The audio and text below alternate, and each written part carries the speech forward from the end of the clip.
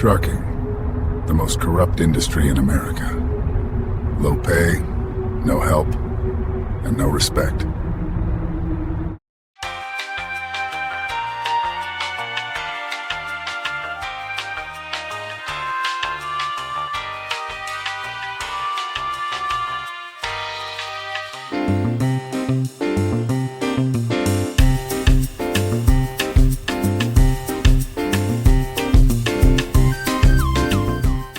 All right, guys, we're just going to go ahead and jump right into this comment that I got from my video. I want to shout out to my guy, Georgia Rob, for saying this comment right here. He says, DOT regulations are cutting funds for the state with all these fake CDL schools, people getting licensed illegally, and everything in trucking is geared to benefit the brokers, the mega carriers. He's also saying that trucking is the most corrupt industry in America today, and that the government needs to do more for the drivers as far as rates, CPM. Listen, drivers, this comment right here hits a nerve because it's dead on. And part of it needs to be said a little bit cleaner. Let's talk about it.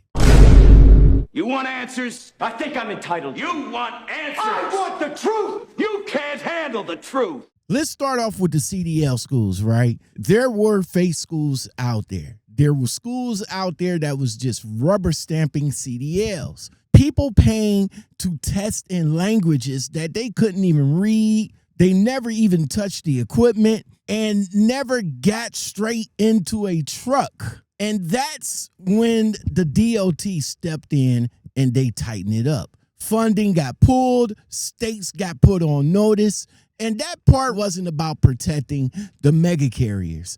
That part was about safety, liability, and lawsuits just waiting to happen. But here's where my guy Rob gets it right, though. The cleanup started at the bottom. They fixed how drivers entered the industry. But what they didn't fix was how drivers actually live in it, right? And that's where the corruption shows. Because while they were out there tightening up CDL schools and stuff like that, nobody ever touched the broker control, rate manipulation, unpaid detention, insurance abuse, lease scams, escrow garbage, and the CPM hasn't kept up with the inflation in decades. So the rules came down hard on drivers in the schools, but barely touch anything in the money pipeline.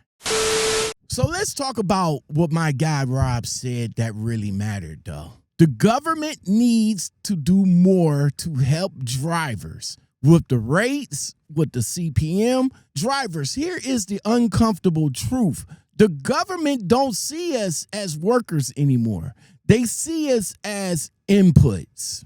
That's why nothing ever changes for the CPM. The CPM is the biggest scam in modern day trucking today. It sounds clean, it sounds fair, but is it though? CPM only pays you when the wheels are turning, not while you're waiting, not while you're sitting at a dock, not where dispatch messes up the loads, not when brokers are stacking the freight and stalling loads. Every minute we don't move out here, somebody else is getting paid. Am I right or wrong? Let me know in the comments below if I'm right or wrong on this. See, brokers get paid on the contracts. Carriers get paid on the rates. Insurance agencies get paid on every week, though, that come out of our paychecks, by the way. I'm just saying. But us drivers, though, we just sit and wait and not getting paid at all. See, that is by design. Let's talk about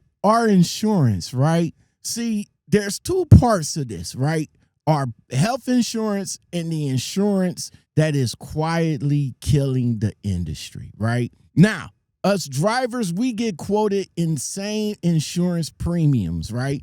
And I'm talking about for drivers that's interested in becoming owner operators, because you have to have insurance on your rig. You're going to have cargo insurance. You're going to have all buku types of insurance out here, right? A lot of these owner operators out here, they do get forced in a lot of garbage policies. But listen, one claim, one accident, sometimes the accident is not even your fault. And now for you owner operators out there, you guys are not insurable now.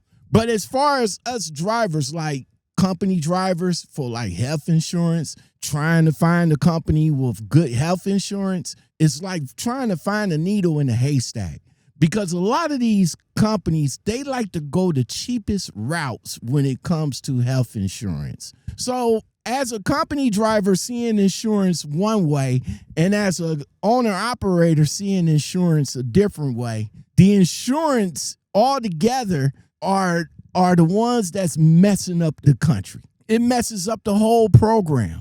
Like insurances for you to go to the hospital, right? If your insurance is not in that network, it's gonna cost you an arm and a leg just to see a doctor. Might cost you an arm and a leg for your life-saving medicine. Insurances are the biggest scams. Now, I know what Rob said. He said that the trucking could be the biggest scam in modern day history, but the insurance are the biggest scams out here because without it, you get in trouble. With it, you still get in trouble. It's a lot of red tape, a lot of small talk, a lot of fine print that you got to read through. It's like when you get insurance for your car, get insurance for your home. It's a lot of things that you got to read through that these insurances do not cover. Come to find out, Geico don't even cover insurance if everybody is not on the insurance. And don't get caught doing Uber out there without insurance. If you don't have insurance, if you do Uber and you got insurance and you get into an accident or something like that, the insurance is not going to cover it. See, the insurance considers Uber, Lyft, and all of the other gig work that you use your car for. They see that as a commercial. They see that as commercial use, not personal property. So if you get caught out there and you haven't upgraded your insurance and you're doing gig work to try to get by, just know that your insurance is not going to cover you if you get into an accident or a fender bender or anything of that matter. All right, let's get back to the topic, man. So nobody regulates insurance behavior towards the drivers, though. Nobody asks why rates triple, why premium doubles, or why freight rates drop. Nobody explains why safety don't even lower the cost the way they promise, right? Let's say, for example, you get with a company, and I'm talking about a company driver, and the company says, yo, we pay half of your insurance rate. But then a year later, when push comes to shove, the rates goes down and stuff like that. Now the first thing that's going to get cut is the insurance. Now, instead of the company paying half, you have to pay the full of it because insurance companies don't answer to the drivers, right? They answer to the risk models and profit targets. That's what they answer to. Now, the government let that slide. Why? Because drivers aren't organized. They're not unified. See, they're fragmented by company drivers versus owner operators, lease versus company, new drivers versus veterans, regional versus OTR. So the pressure never comes from one direction. Now, about the mega carriers and the brokers, right? Let's talk about that. See, my guy Rob said in his comment, which is right about that too. See, mega carriers benefit from low rates because they move the volume. Brokers, they benefit because they control the information. And the drivers, well, we just get whatever's left over. See, every time the freight drops, the first thing that gets cut is quite possibly the driver's pay. I heard from plenty of drivers that when the situation started to hit rock bottom, the first call they get is from they HR department talking about, hey, we're going to have to cut you back 5 cents or cut you back 10 cents because the company is facing financial ruin. But not the brokers, though. Not their margarine. They don't get cut. Not the executives. Not the fat cats that's sitting up in their mega offices. Not them. They don't get cut. They bonuses still come in, and they even get more bonuses if they bring the profit margin down. Think about that, drivers. All of that stuff don't get cut, but the main thing that will get cut is the driver's pay. Now, it may not work that way in a regular office setting, because in a regular office setting, the person that was last to come on board will be the first person to get laid off. See, they'll just tell you here in the trucking world, they'll just tell you, oh, that's just the market. But it's funny how the market never hurts the same people, though. It hurts us, but not them. See, here's where I kind of push back just a little bit. See, DOT's job is safety and not pay, right? So we can't go to the DOT and complain about our pay with them. So yelling at the DOT about our cent per mile is like barking up the wrong tree. But the government as a whole absolutely have the power here. See, they could enforce the CPM. They could require rate transparency, regulate the broker margins, stop these bullshit escrows. Now, listen, I know what you guys are going to say about the escrow. It does work in a sense, right? Now, for the companies that don't take advantage of escrow, escrow works for them. It protects their equipment. When drivers do some BS stuff to it, it protects them. But for companies that's taking advantage of the escrow, those the ones you need to watch out for.